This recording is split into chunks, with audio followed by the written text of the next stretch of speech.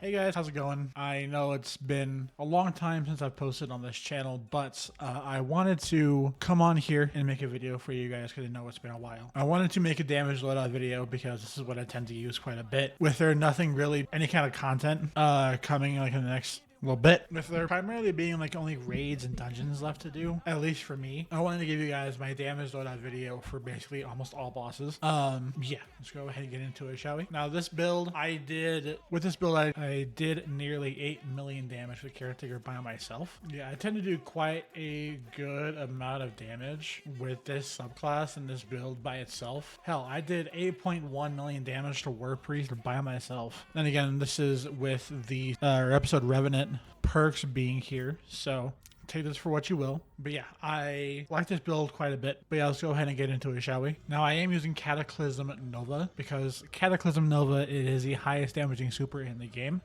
With times 6 Star Eaters and Facet of Courage, it does like 800,000 damage. It's insane. It does more than Needlestorm. It does supers. It does more than Needlestorm on Warlock. So yeah, for one-off supers, it's great. And since this is only like a Void super on this subclass, it definitely is like the best damage option by far. So go ahead and get into the rest of it. Obviously these two abilities don't matter, you can run whatever you want, but I recommend Burst Glide and Healing Rift or Phoenix Dive if you want. Just for that instant pop of cure times 2.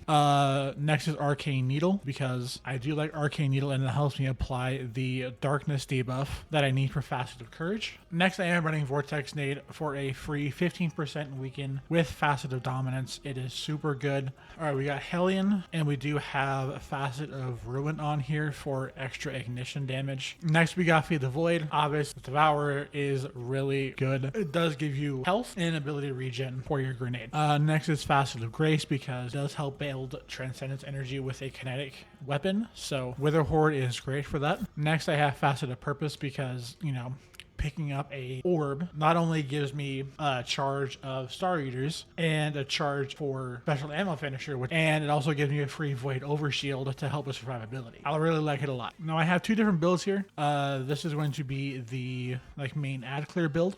We got Heavy Finder and Scout for, you know, heavy after certain damage phases. We got Arc Siphon to get orbs. And then for the arms, I do have a heavy-handed fastball and an impact induction, so that way I can get my grenade back faster without really needing to use anything that would hinder my damage rotation. For this, I do have reserves on my chest piece, because obviously I'm going to want as much heavy as I can get. If you're doing master stuff, obviously put on like resists, but like this is for like normal raid. Yeah, definitely do 2 stasis reserves and 1 arc reserves if you are using forbearance, or just use a reserve for whatever your ad clear weapon is going to be. Next I have 2 scavenger mods. One is stasis, one is obvious because it gives me heavy. Arc is for when I switch back to this build right here and I can get ammo for my forbearance. Next is recuperation, because, you know, you pick up an orb, you gain a chunk of health. It's super good. Next we'll go ahead and look at the class item. I am running a Spirit of Necrotics and a Spirit of Star Eater, so I definitely recommend this class item quite a bit. Or if you're gonna change it up, do like Apotheosis and Star Eater or Inmost and Star Eater. I have both of those. But yeah, it's super good. I like it a lot. Obviously we have a special ammo finisher to generate special ammo after your first damage phase. We got Bomber to regen your grenade, and then Reaper. Weapons, obviously I got Witherhoard. You can use like Izunagi's Burden, or if you got like a good kinetic grenade launcher like Mountaintop or Liturgy, those are both great options as well. They're really solid options actually. Next we got Forbearance, or any kind of ad clear weapon like Aberrant Action, Velocity Baton, or anything of that nature. If you do end up using like a primary ammo ad clear weapon like a Sunshot or a Graviton, just make sure that you have kinetic or stasis reserves on instead of the actual ad clear reserves. Next we got the VS Chill Inhibitor, because, you know, great damaging GL. I think this GL is like the highest damaging GL in the game. Obviously I got the Banshee roll, but it's still a good damaging GL overall. Next we got the actual damage loadout. I tend to do this like after the mechanics are done. I swap over to this. This has my dexterity mods and my heavy GL surges. Also, time dilation. People tend to look over this quite a bit, but when it comes to the extra 22% damage that surges give you, having it for like 20 seconds per charge is super good. Basically, if you needed to, you can have like a whole minute of an extra weapon buff for your heavy. Super good. We'll put these links down in the description so you guys can use them both. I also did end up changing the weapon from Forbearance to a wild style. If you have a wild style, a empty vessel, or a wilder flight, like a good swap to GL damage option, swap to that before you do damage. And I will put timestamps for all the damage options that I did, so that way y'all can see what it would look like. That is my damage builds. Hopefully you guys do enjoy, and I will see you guys in the next one. Promise I'm coming back.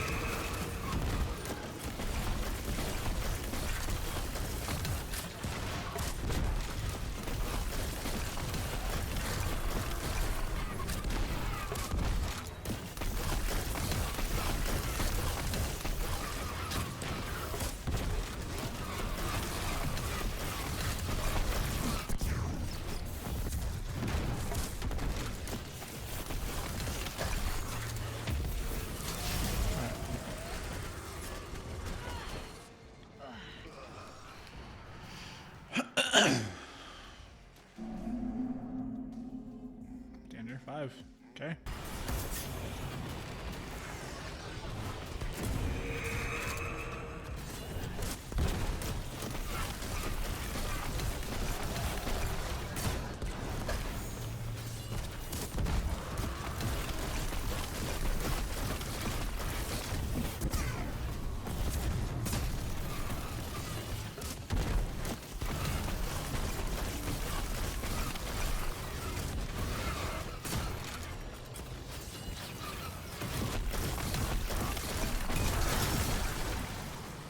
As good as I could probably get it.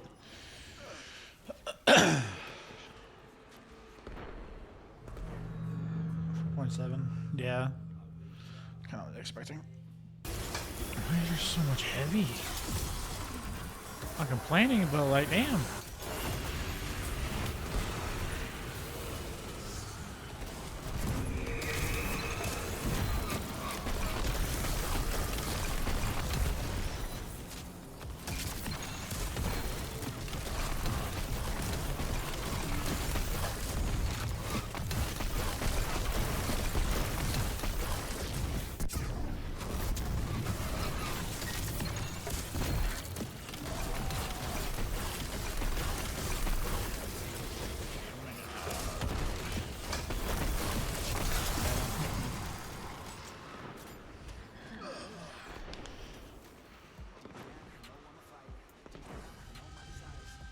.8.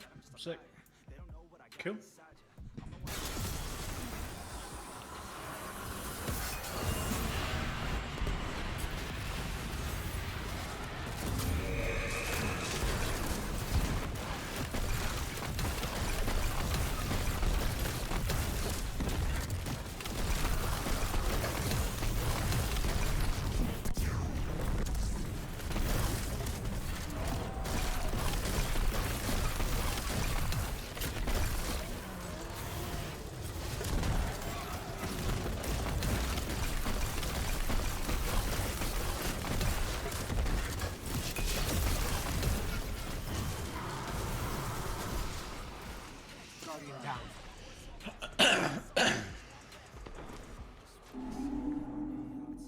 4.7. Not bad.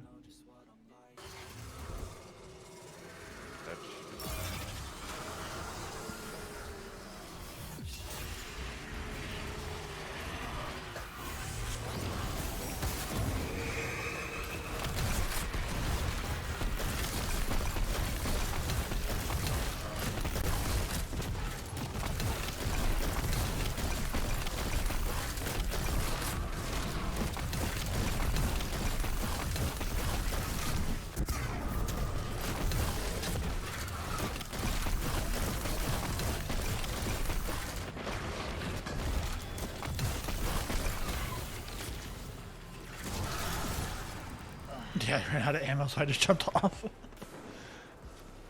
Fair enough. That was Alethonym. Oh, with that, guys, thanks so much for watching the video, and I will see you guys in the next one. I'm out.